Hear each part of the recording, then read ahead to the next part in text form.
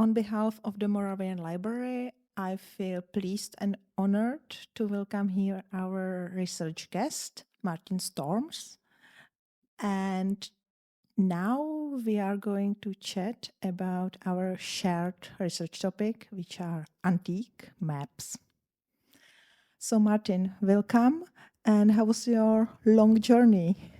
Yes, it was a long journey yesterday by train. I came by train to Vienna from the Netherlands and then by bus to Brno. So, from the Netherlands, from the Leiden University Library to Moravian Library to Brno.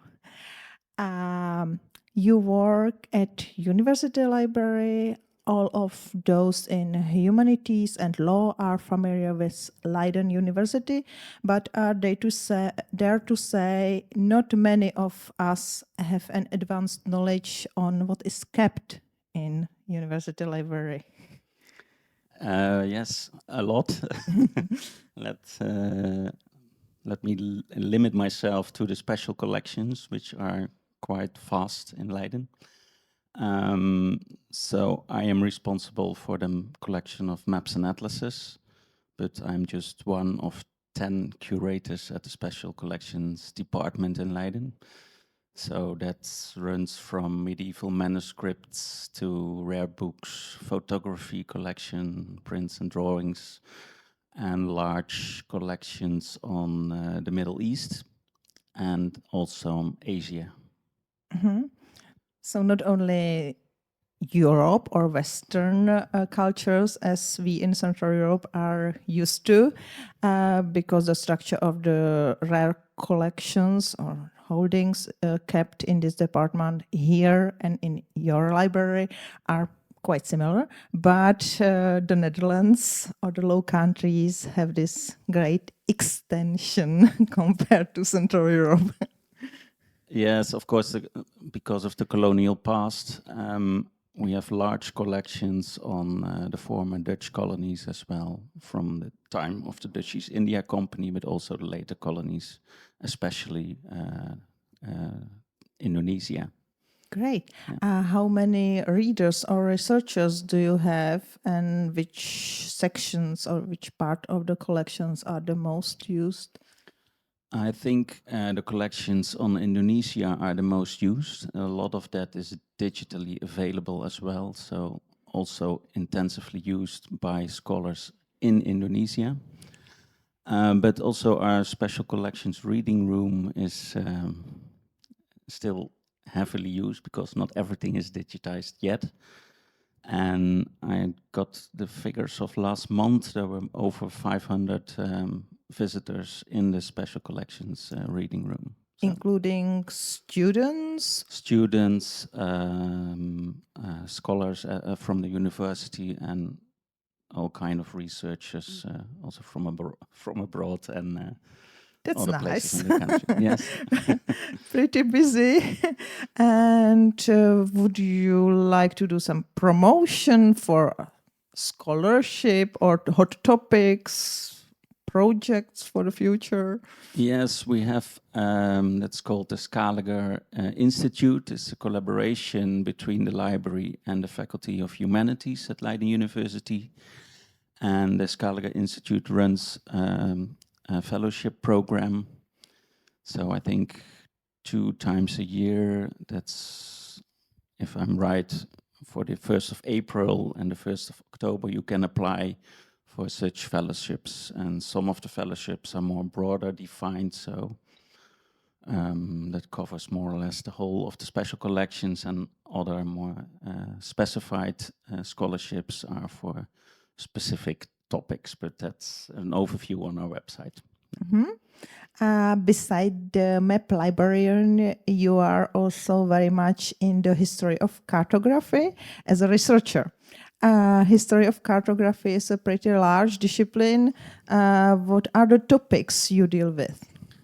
Yeah, I started to do research on early property maps in the Netherlands, and yeah, the land ownership was quite scattered in the Netherlands because of the dense population and the land that was densely used. So compared to other countries where are large estates that are more or less big bodies of land. That's different in the Netherlands. It's one of hot topics in the history of cartography, like the relationship between manuscript and printed maps. So this is right.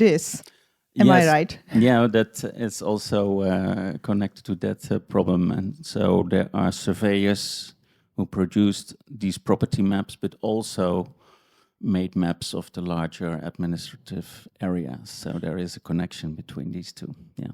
And these property maps in the Low Countries, where are they kept? In the archives or libraries? Most of them in the archives, because it's a lot of these lands were owned by institutions like monasteries or hospitals and that kind of institutes. So they made books of their scattered pieces of lands, estate atlases or map books. But also private owners did that sometimes. And for instance, in our library, we keep 5 of this kind of estate atlases of private land ownership. But it's scattered over a lot of different archives and other collections. Yeah. So, well, pretty tricky, even at the level of basic research and gathering the documents to be studied. Yeah, and I do enjoy this phase of our work. Do you? I do, yeah. It's kind of, how do you say that? A treasure hunt, basically. Adventure. Adventure, yes. Yeah, so one can really discover Yeah. from time to time. Yeah. You are now within the community of map historians, mainly thanks to the chapter in the key synthetical monograph. We have the history of cartography by Chicago University Press. Can you summarize this paper for cultural historians, art historians, and others who may not have come across? Yeah, I was quite honored to be asked for write these entries. I think I have 4 in volume 4 of the history of cartography, all related to the Netherlands. So I wrote the entry on property mapping in the Netherlands and also on urban mapping in the Netherlands. And I co-authored some contributions on topographic mapping or military mapping and geographical mapping in the Netherlands. Yeah. All of these are great topics. Urban planning, urban maps, or visual representation of cityscape. Can you tell us a bit more? Because I think in Europe there are 2 like areas famous for towns and cities: Italy and the Netherlands. Yes. Yeah, and that also counts specifically for the projections of maps of these cities. So it started with the famous Braun and Hogenberg atlas. Well, that was in Cologne, but there's a Dutch influence to this town atlas. And later Blau and Jansonius published town atlases, and specifically Blau focused on the cities in the Netherlands. How do you handle the terminological question about like city representations that are in modern terminology called veduta or town plan? And there's varieties of between these 2 categories. Yes. Yes, so I mentioned the Braun-Hogenberg Atlas, and that has plans, but also veduta or city views, things like that. And that's hard to distinguish between these two, because there's a kind of gray area, I think, from where does the city plan stops and the veduta begins. I feel like it is one of crucial limits we have as map historians that veduta or city views are somehow or were somehow adopted by art historians, and they are within the research area of art historians, but like town plans, ground views, Yeah. or similar are considered to be like pre-modern town plans.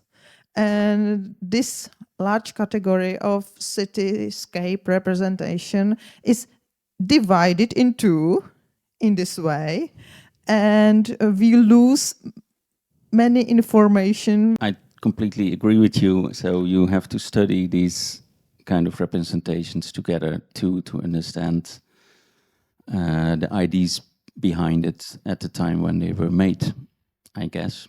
And when you look at collections and collectors, you see both the veduta and the plants are there in these collections. So Moreover, you have recently published a book called in German 1000 Jahre Weltgeschichte in 100 eindrucksvollen Karten. We don't have it in the library. So can you tell us more? Because it was published in Dutch and yes. then in German. That's correct. I think the main title of the book in German is Karten, ein Atlas der Weltgeschichte. And that was a German translation of a book we published in 2022 in Dutch and in English. And the English title was Maps That Made History. I always have to think about the exact subtitle, 1,000 years of world history in 100 old maps. Okay. So it is based on the Leiden University Yes. map collection. It was a long-term wish I had to make a kind of overview book of our collections and the variety in these collections. And in 2022, it was exactly 150 years ago that we got the Bodel Nijenhuis collection. That was the year that private collector Johannes Tiberius Bodel Nijenhuis died, and he bequeathed his collection to the library. So from that moment, basically, the library had a big map collection. Okay. Yeah. It's very well spread and advertised. I came across this nice book or the German translation in Berlin shortly before Christmas. So, but you came to Brno to study Bernard Paul Moll map collection. How does this core holdings of the Moravian Library suit to your research? Yes. So I started to do an external PhD project this year, actually, on Bodel Nijenhuis. So that's the Leiden Bernard Moll, you could say. It's a 19th century private map collector. And well, I'm working now for almost 19 years in the library, so I always come across everything Bodel Nijenhuis did and all his annotations he kept with the maps. So the idea was growing in my mind to do a more thoroughly research on that. So now I officially started to do that research on his collecting strategies, as I call it. So the many ways he got all these maps, and also to place him more in the broader kind of culture of 19th century map collecting. So this afternoon you're going to spend with Moll. Yes. So and what I to compare. Yeah. What I want to do is to compare Bodel Nijenhuis with other great map collectors in Europe, like Moll, and there are more, of course. It's really Another reason for your visit to Brno and Central Europe is an international conference held the day after tomorrow in Vienna, co-organized by the Moravian Library and the Vienna Center for the History of Collecting at the University of Vienna. So what about Central Europe in your research? Yeah, to be honest, it's not my main focus. So a large part of the collections in Leiden are related to the Low Countries, of course, also to the places where the Dutch had colonies. But still, I counted what we have on Central Europe. So in the Bodel Nijenhuis collection, I think we have about 1,000 maps of, let's say, Austria, Hungary, Czechia. So that's only 2 to 3% of the Bodel Nijenhuis collections, but still quite an amount of maps to be studied. And there are some special maps in it, also a few manuscript maps. We have a few manuscript plans from Prague and also kind of battle plans of these regions here. Some of which in manuscript as well. I hope this chat contributes to develop ideas in many colleagues' heads to think about the research trip to Leiden. To conclude, in your personal opinion, are antique maps more scientific outputs or pieces of art, or do they even include emotions? And if so, which one is your favorite? Yeah, which one is my favorite? That's always a difficult question. But to start with the first part of the question, it's of course both. So it's both an output of scientific research or surveying, and also an artistic way of representing a region or a country or whatever is depicted on a map. And emotions, yeah, a map itself doesn't have emotions, I think, but emotions are put in there by the map maker. Yeah, so as we always learn, maps are never neutral representations of geography, but produced with an agenda. Yeah. So if there are ideas and emotions, hidden ideas, hidden emotions of cartographers of the past, we are encouraged to discover them. Yeah. And that's an aspect of my work I really enjoy. Yeah, that's for me the same. So I think 2 years ago we bought a large manuscript map of Suriname, also a Dutch colony, where plantations were and enslaved people worked, and that's also an example of hidden information, because you see the squares of the plots where the plantations were, but hardly any information about these enslaved people. Maps are kind of base to develop other question inquiries, to sketch the routes for further research, and so on. Yeah, of course. Yeah. Okay. So, and which one is your favorite? Yeah, that's.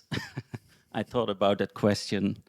It's actually the map I'm working with at this moment, and that's so it's a different map every day, and can be any map. But when you study a map, I'm always surprised that the story behind it is much more interesting than you initially thought.